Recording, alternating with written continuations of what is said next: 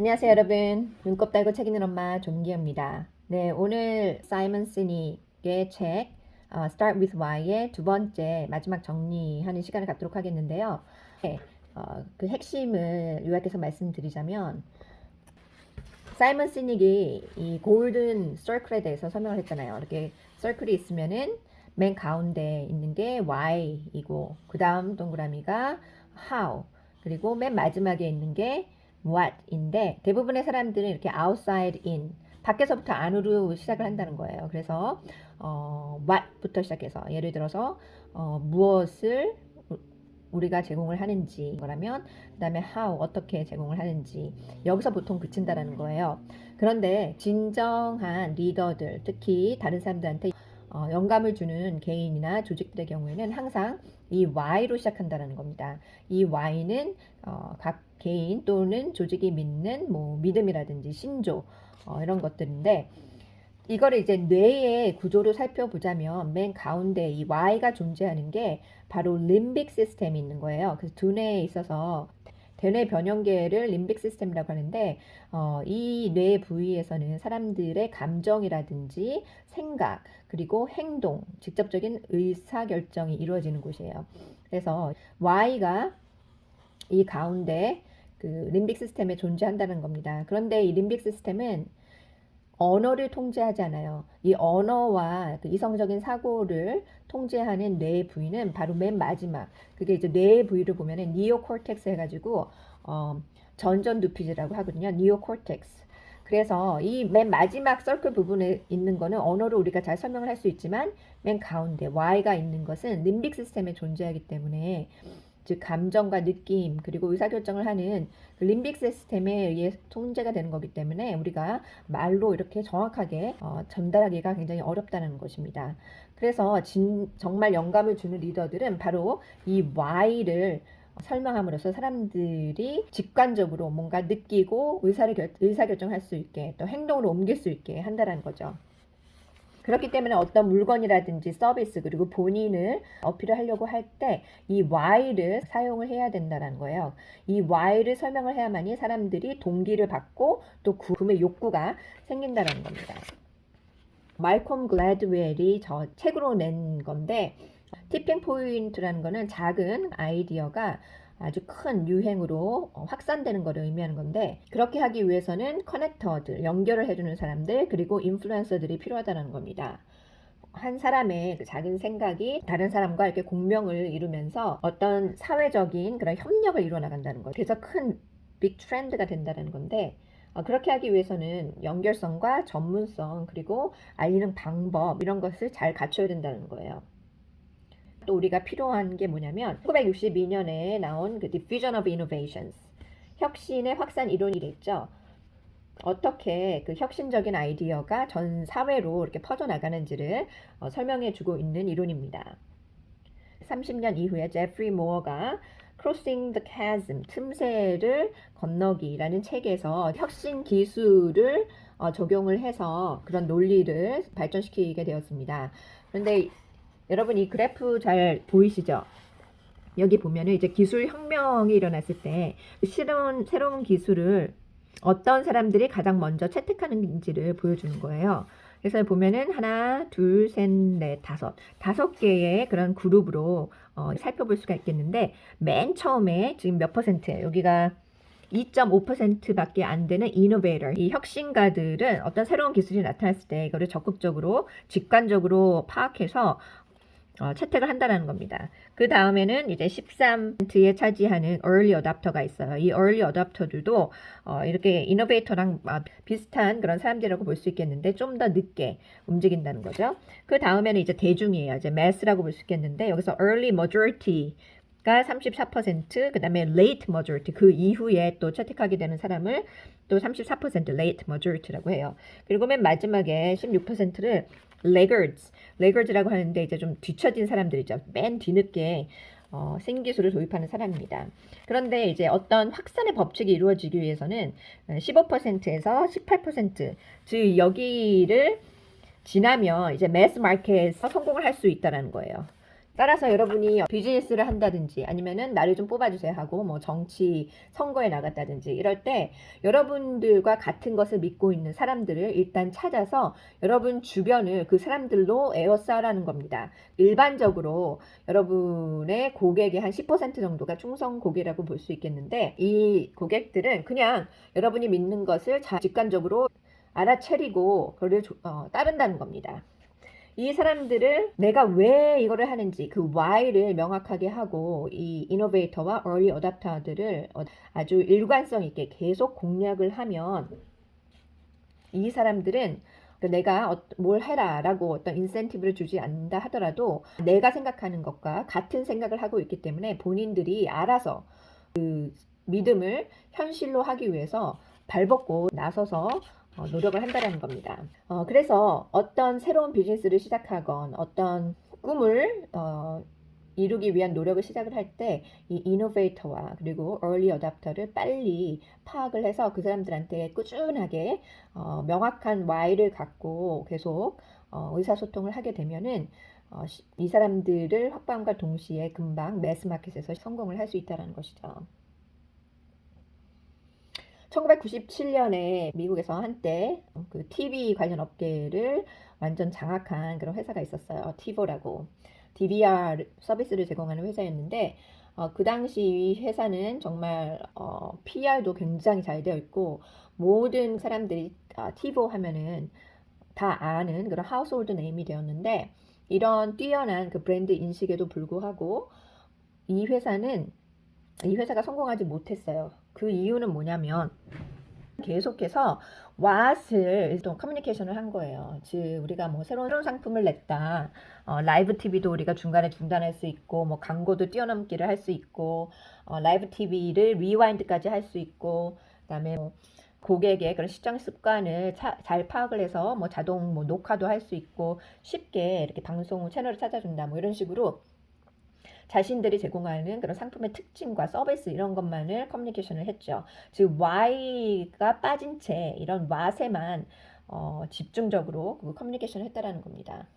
보통 리더들을 볼 때 그 에너지가 많아서 리더다라고 하는 경우가 있잖아요. 그렇지만 이 에너지라는 것은 사람들을 흥분시킬 수는 있지만 결코 영감을 주지는 못해요. 영감을 주기 위해서는 카리스마라는 게 있어야 되는 겁니다. 근데 여기서 카리스마가 뭐냐? 이 카리스마는 바로 명확하게 자기의 why가 무엇인지를 인지를 하고 일관성 있게 생각하고 말하고 소통을 해야 된다는 거예요. 그렇게 되면은 이제 충성과 신뢰를 낳을 수가 있는데 닥터 마틴 루터 킹이 그 예라고 볼 수가 있겠습니다. 마틴 루터 킹이 I have a dream 하면서 항상 I believe, I believe, I believe. 나는 믿는다, 나는 믿는다, 나는 믿는다라고 계속 말을 했잖아요. 그런데 마틴 루터 킹이 비전을 갖고 이렇게 말을 했지만 결코 혼자서 성공을 할 수는 없었습니다. 이 비전이 중요하지만 이 비전을 어떻게 현실화할 수 있는지 그것을 도와줄 수 있는 사람들이 필요해요. How, 그 방법을 아는 사람들과 같이 일을 한 거예요. 그래서 마틴 루터 킹의 그 무형의 신념을 현실로 무형의 그 신념에 생명을 불어넣어 줄 수 있는 인프라를 깔 수 있는 사람들과 같이 작업을 했다라는 것입니다. 비전이 있고 또 카리스마가 있었기에 추종자들 모을 수 있었고 여기서 추종자라 함은 그 이노베이터 그리고 early adopter라고 볼 수 있겠죠. 이런 사람들을 끌어모을 수 있었다라는 것입니다. 그리고 이 이노베이터와 early adopter들은 자신들의 그런 직관, gut feeling을 믿고 본인을 희생하면서까지 그 꿈을 현실화하기 위해서 발벗고 나선다는 거죠. 빌 게이츠 또한 혼자서 자신의 꿈을 이루지 못했습니다. 빌 게이츠의 꿈이 무엇이었나요? 빌 게이츠의 비전은 바로 모든 각 개인의 책상 위에 PC를 두는 것이었습니다. 그거를 자신의 꿈, 비전으로 생각을 했고 이것을 실제로 가능하게 한 사람은 바로 고등학교 친구인 폴 앨런이에요. 이 사람이 회사를 설립했기 때문에 같이 협력을 해서 마이크로소프트라는 큰 역사적인 회사가 탄생을 한 거죠. 그리고 스티브 잡스도 마찬가지예요. 스티브 잡스가 도전하는 정신을 비전으로 뒀다라면 그것을 가능케 한 사람은 바로 그의 친구인 또 고등학교 절친인데 스티브 워즈니액이 엔지니어였어요. 그래서 이 스티브가 애플이라는 컴퓨터를 만들어냈고 또 애플 2라는 컴퓨터를 만들어냈잖아요. 그래서 이 둘이 같이 작업을 했기 때문에 비전이 현실화될 수 있었다라는 겁니다. 결코 혼자서는 할 수 없었던 일이라는 거죠. 그래서 이렇게 비전, why를 소통하는 사람, 그리고 미션, 어떻게 하면은 그 비전을 달성할 수 있을지 그 길, 방법을 안 사람, 그리고 우리가 따라야 하는 그런 원칙을 제시해주는 사람이 같이 협조를 해서 이 꿈을 현실로 이뤄낸다는 것입니다.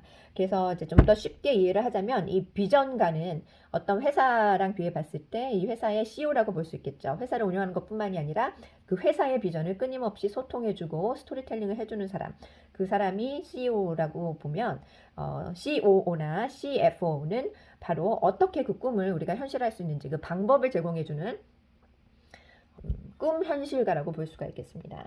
그런데 여기서 중요한 거는 바로 이 CEO와 그리고 CFO, CEO들이 탄탄한 그런 신뢰를 바탕으로 같이 일을 해야 된다는 거예요.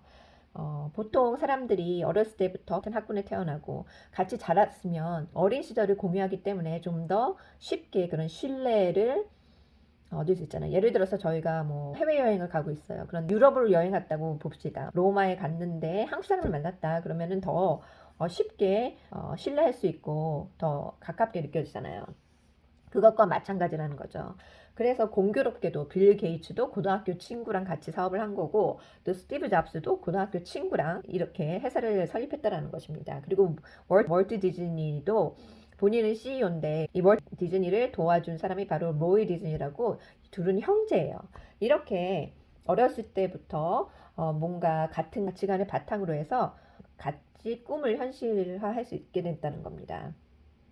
다른 사람들한테 영감을 주기 위해서는 우리가 언어를 통제하는 그런 how, what을 이용하는 것이 아니라 우리의 믿음, 신조를 전달하기 위해서 어떤 스토리라든지 심볼을 이용을 하면 굉장히 효과적인데 그것을 또 명확한 why를 갖고 규칙적으로 디서플린을 갖고 일관성 있게 소통을 한다라면은 우리가 충분히 다른 사람에게 큰 영감을 줄 수 있다라는 것이죠. 그런데 이것만으로 또 끝나는 게 아니에요. 이렇게 해서 이제 예를 들어서 이제 기업을 성공시켰다라고 봅시다. 그런데 성공이 또 가장 무서운 적이 될 수 있는 거예요. 일단 성공을 하게 되면은 그 본인의 why가 무엇이었는지 그 본질을 잊게 되는 경우가 많다라는 거예요.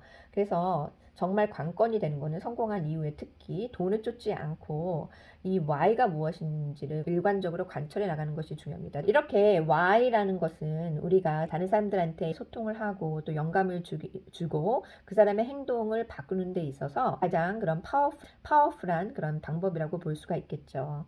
특히 이 책에서 다룬 내용 중에 굉장히 감동적인 이야기가 있는데 뇌성마비에 걸린 그런 벤 코맨이라는 사람이 있어요. 근데 달리기 경주에 참여를 했다고 합니다. 그런데 땅 소리 나가고 나면 이제 장거리 달리기 선수들이 막 뛰기 시작하잖아요. 근데 이제 뛰고 몇 분 후에 맨 마지막에 뒤처지는 사람이 바로 이 벤 코맨이었다고 해요. 당연하죠. 그 뇌성마비 걸린 선수니까. 그런데 여기서 감동적인 거는 맨 마지막에 다른 사람들이 다 이미 결승선까지 다 도착했음에도 불구하고 다시 돌아가서 이 벤 코맨과 같이 달려준다라는 거예요. 그래서 100여 명이 넘는 사람들이 결국에는 다 돌아가서 벤이 끝까지 결승선까지 갈 수 있도록 도와준다라는 것입니다. 그것은 이 벤이 아주 중요한 why를 계속 소통하고 있었기 때문이에요. 나는 이 컴페티션에서 이기려고 하는 게 아니다. 내 자신과의 싸움에서 이기고 싶어서 참여를 하려는 거다. 라는 그런 why를 계속 전달했다고 합니다. 그렇기 때문에 사람들은 이 사람을 경쟁자로 여기지 않고 같이 도와줘서 이 사람이 꼭 자신과의 싸움에서 이길 수 있도록 도와주는 마음이 생긴다는 것이죠. 자신을 이기기 위해 이런 노력을 한다라는 그런 믿음을 가진 사람들이 다 같이 모여서 이 벤을 끝까지 응원을 해줬다고 합니다. 자, 리더십이라는 것은 결국에는 사람을 리드하는 거라는 겁니다. 그렇기 때문에 리더십에는 크게 두 가지가 필요하다고 볼 수 있겠는데, 첫 번째가 바로 명확한 비전을 갖고 있어야 된다는 겁니다. 그리고 두 번째로 그것을 소통할 수 있는 능력을 갖고 있어야 되는 거죠. 말로 표현하기 힘든 겁니다. 왜냐하면은 이 말이라는 거는 니오코텍스에서 통제를 받는 거고, 이 Y라는 것은 림빅 시스템, 그 대뇌 변형계에서 통제를 하는 것이기 때문에 말로 소통하기가 되게 어려워요. 그렇지만 Y를 잘 설명할 수 있다라면은 다른 사람들의 마음과 행동을 성공적으로 움직일 수 있다는 것입니다. 여러분께서 지금 여러분의 가정에서도 리더이고, 여러분의 지역사회에서도 학부모로서 아니면 그 사회 일원으로서 리더잖아요. 회사에서 어떤 팀을 리드를 한다든지, 아니면 그 회사의 뭐 CEO건 간에 여러분이 다른 사람들의 마음을 움직이기 위해서는 어떻게 해야 된다고요? 바로 Y에 호소를 해야 된다는 겁니다. 여러분이 이제 가장 효과적인 소통의 방법을 이해를 하셨을 거예요. 여러분, 지금까지 이 책을 같이 읽었는데요. 여러분들에게 참 많은 도움이 되었기를 바라고요. 어떤 비즈니스를 시작하건 여러분의 꿈을 펼쳐나갈 때 여러분의 Y가 무엇인지 명확하게 이해를 하시고 그걸 꾸준하게 의사소통을 하시기 바랍니다. 여러분의 생각과 여러분이 하는 말, 그리고 여러분이 하는 행동에 이 Y가 일관성 있게 전달이 된다면 여러분의 믿음을 같이 공유하는 사람들을 이끌어서 더 큰 화합을 이룰 수 있으리라고 믿습니다. 네, 지금까지 내용 여러분 마음에 드셨다라면 여러분께서 좋아요, 구독 눌러주시고 또 알람 설정까지 해주시면 감사하겠습니다. 그러면 다음에 또 뵙겠습니다. 안녕.